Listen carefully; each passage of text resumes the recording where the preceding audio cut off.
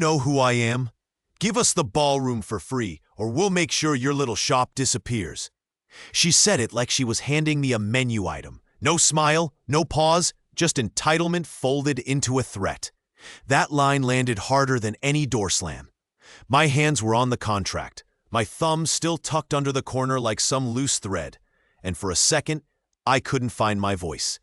She had an Armani jacket, a Tesla key fob tucked into her clutch, and a guest list that started with CEOs and ended with an influencer from LA. But what made her dangerous wasn't the money in her pocket. It was the way she believed certain rules didn't apply to her. Have you ever had someone try to erase you with a swipe? Tell me in the comments, what would you have done in that moment? I owned a tiny wedding and event shop called Harbor and Hearth. Technically, a small business owner. I sold rustic seating, custom lighting, and a reputation for doing beautiful things on tight budgets. We were based in Seattle, a one-room showroom on Capitol Hill, but we worked collaborations with local hotels, including a ballroom space at the Pacific Crest Hotel downtown. The Pacific Crest was, for most clients, a neutral space booked through our vendor arrangement. For me, though, it was a pet project. I'd negotiated discounted blocks and referral fees with the hotel's sales team over the years to help couples afford wedding venues without mortgaging their futures. She was engaged to a plastic surgeon named Tom. White coat, perfect confidence, the kind of man who looked like he bought his opinions. When she walked into my showroom, she said, verbatim, "We want everything for free. Venue, extras, cupcakes. If you help us, we'll blow you up on social. People will come." That was the bait. "I don't give away entire ballrooms for blog posts," I said. "We have packages." She snapped her fingers. "I'm not asking for some Yelp-level display. I'm asking for professional courtesy. We're doing it for charity. Can't you bend a little? Show me what your small business can do." "You're a small business owner?" she had said earlier, mockingly when I introduced myself, then turned to Tom and said, "Give me the ballroom for free. And make sure the cake is on the house." It's a tone you hear a lot in 2025, the tone that assumes someone else's loss is your gain. But I had no idea what I was about to discover. 2 micro cliffhangers in a row. Do you think I walked away? Not yet. And would you have guessed how deep it went? Stay with me. At first, it was the sort of negotiation I had with other clients.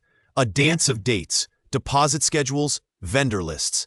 I quoted a fair price. $12,000 for the ballroom rental plus a $2,500 cleanup and security deposit. She scoffed. "That's half the cake budget," she said. "Are you kidding me?"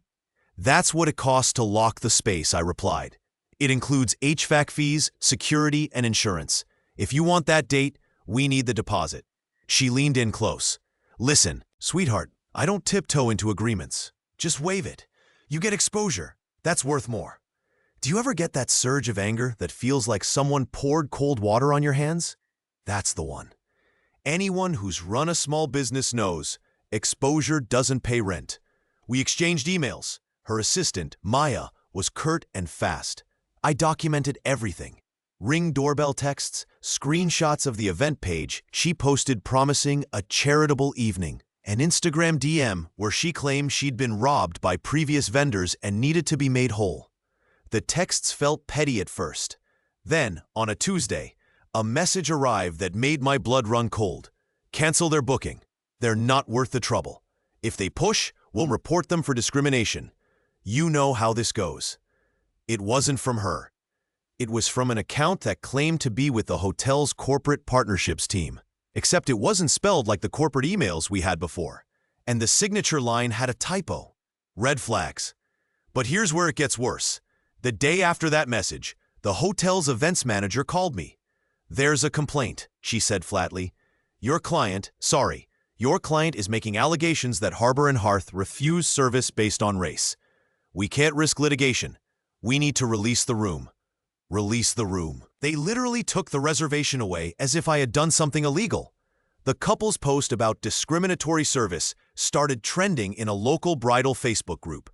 A micro-influencer with 47,000 followers posted a screenshot and said, "Shady little vendor. Don't trust them."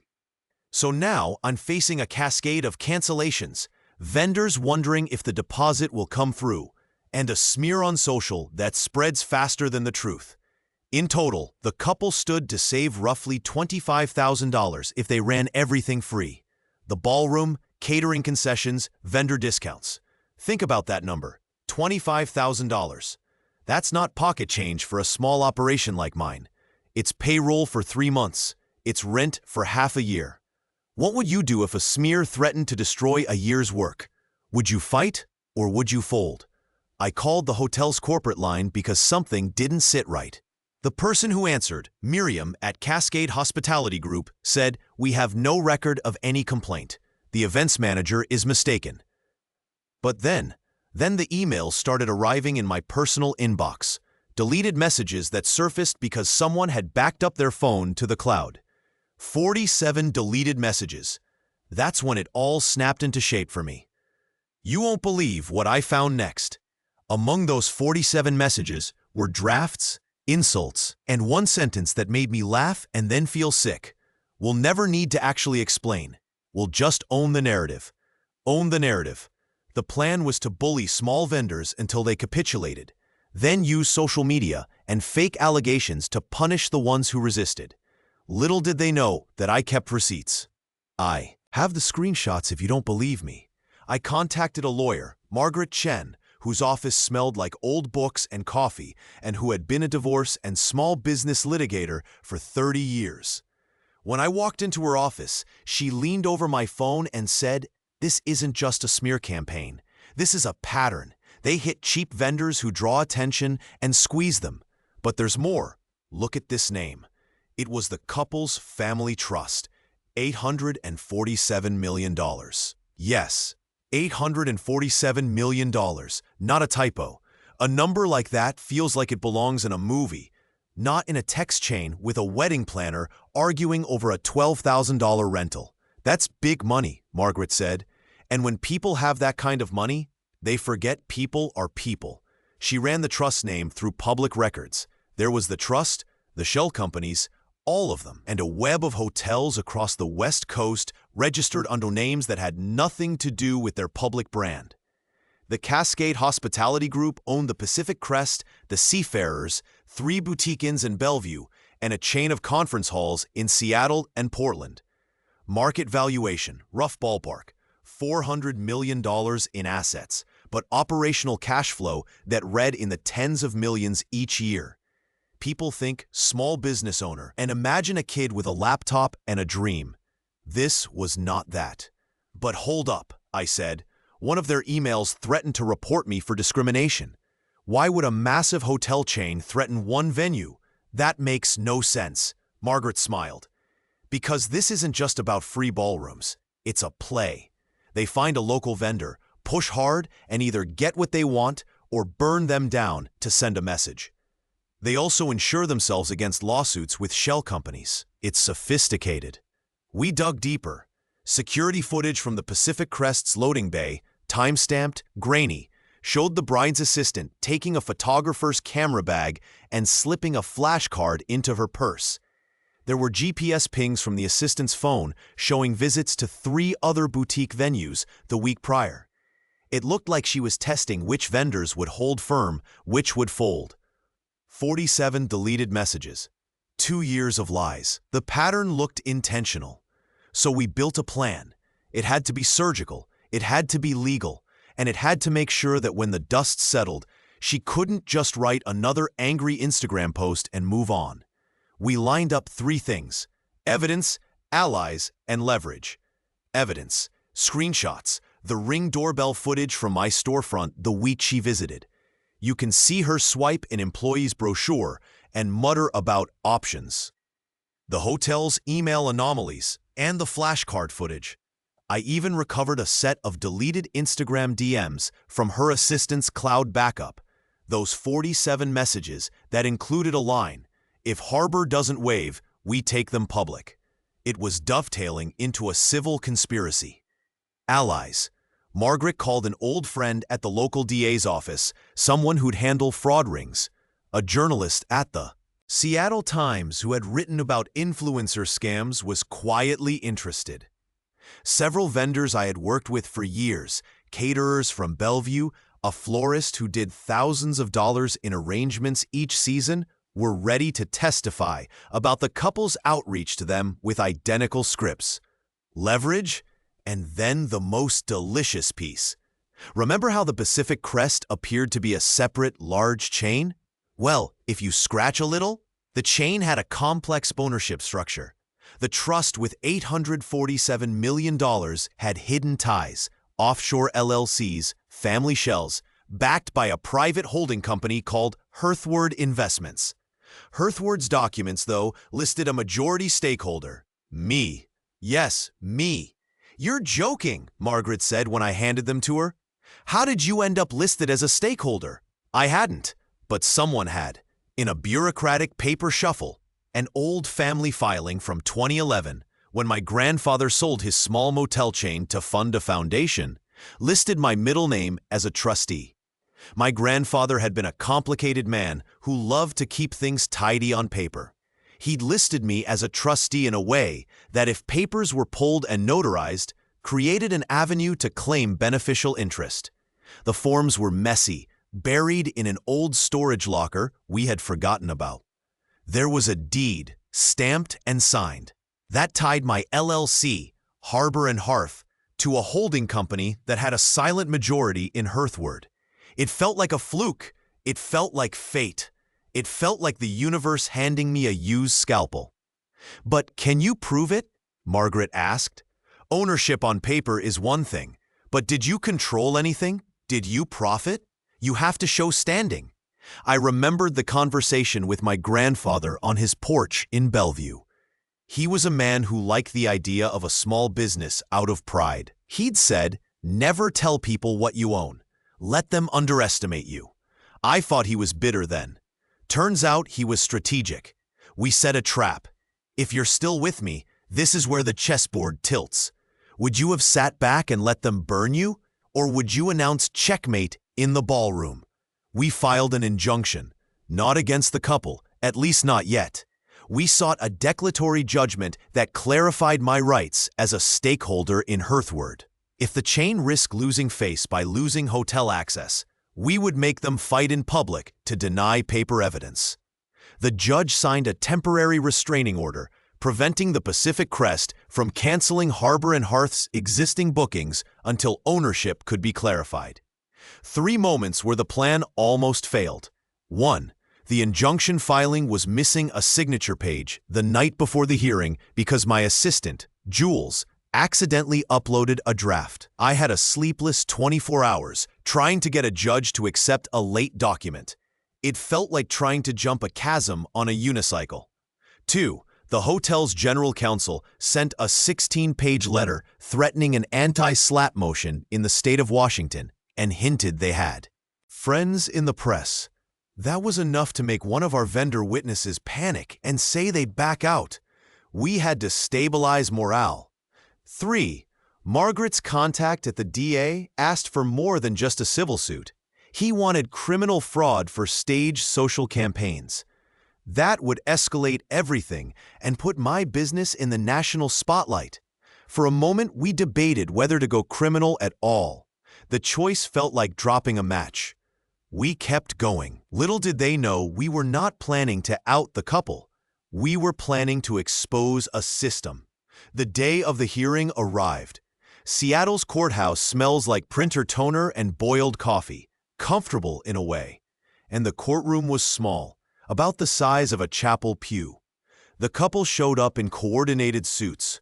The bride wore a necklace that might have been real diamonds. She smiled when she saw me, an expression that suggested she already tasted the champagne. Ignore her, one of her groomsmen whispered. She's playing you. The judge called the case. That was when the reveal began. Your Honor, Margaret said softly, we'd like to submit these documents. She laid out the chain of papers, the 2011 deed, the notarized trustee forms that my grandfather had signed, the backup of the assistant's DN thread with 47 deleted messages. The ring footage showing the assistant removing a flashcard and an affidavit from 4 vendors who received identical scripts from the bride. "Ms. Halverson," the judge said, looking at me, "are you claiming ownership interest in Hearthward Investments, and therefore standing in this matter?" "I am, Your Honor," I said.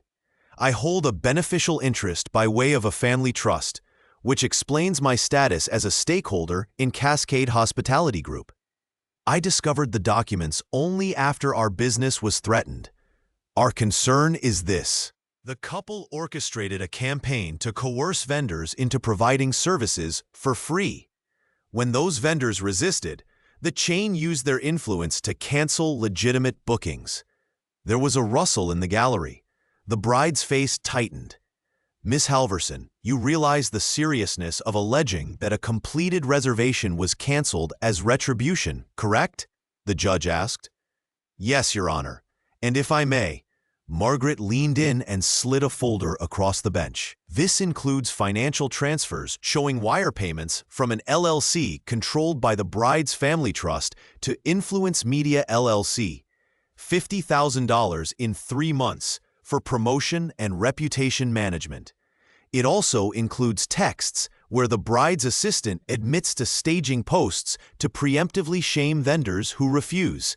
At that, the bride's lips snapped, and she blurted, "That's not true. That, ma'am, is your assistant's message, which was recovered after a routine cloud restore," Margaret cut in. "We can make the original server logs available." The bride stood. "You can't show those.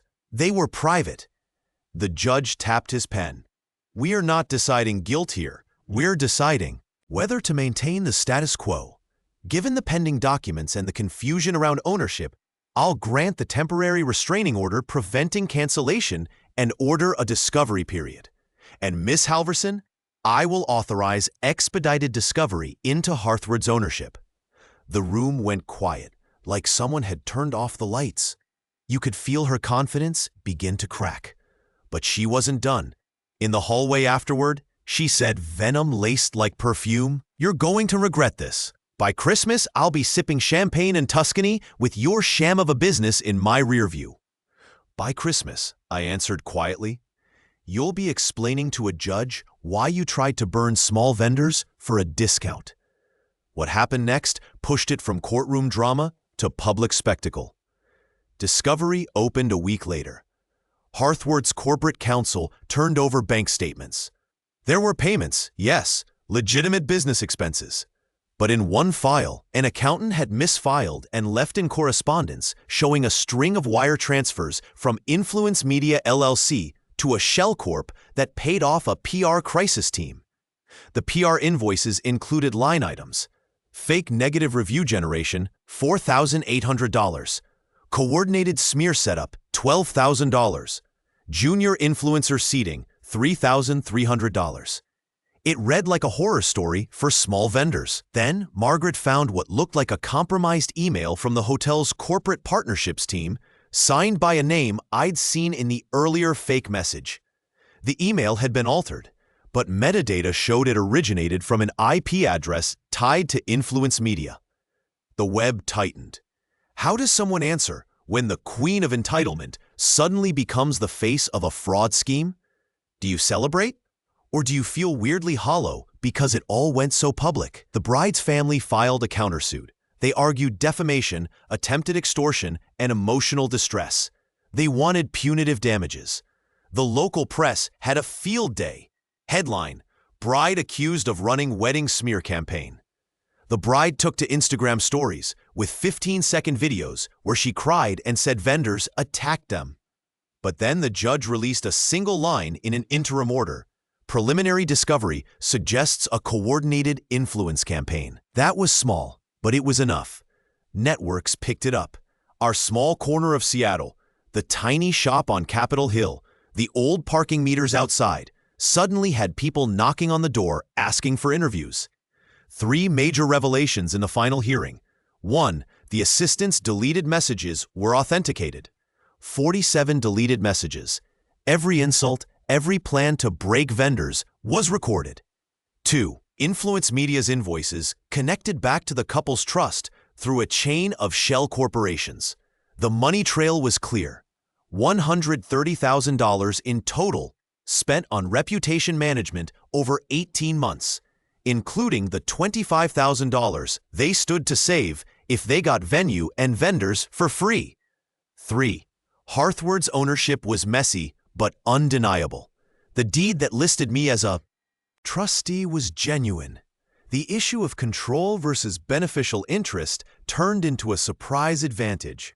Under Washington law, beneficial interest and trustee duties create standing in civil disputes involving associated entities. I wasn't just a local vendor with a chip on my shoulder. I had a seat at the table. When the judge laid out the preliminary ruling, the bride's mouth went dry. The court finds sufficient evidence to suggest this was a coordinated effort to procure services unlawfully through public misrepresentation and coercion. We will proceed to trial.